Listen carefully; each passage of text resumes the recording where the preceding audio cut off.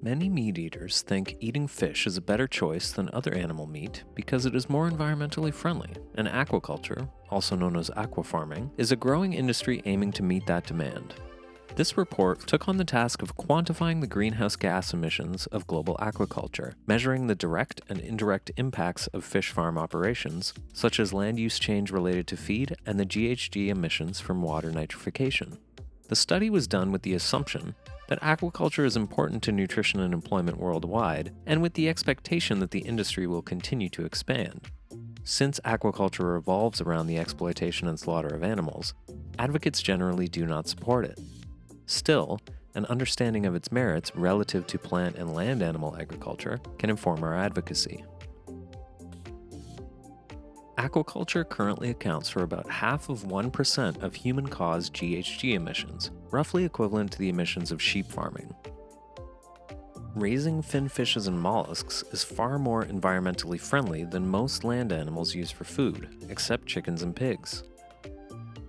It's difficult to argue for the environmental improvement represented by a shift from cows to fish when an even more environmentally sound option already exists.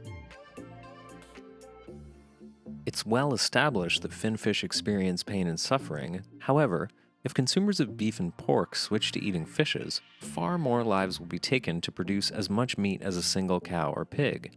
From an animal welfare standpoint, a shift in consumption is at best a marginal improvement from killing more sentient animals to killing less sentient ones. At worst, it is a huge step in the wrong direction, from killing few creatures to killing many.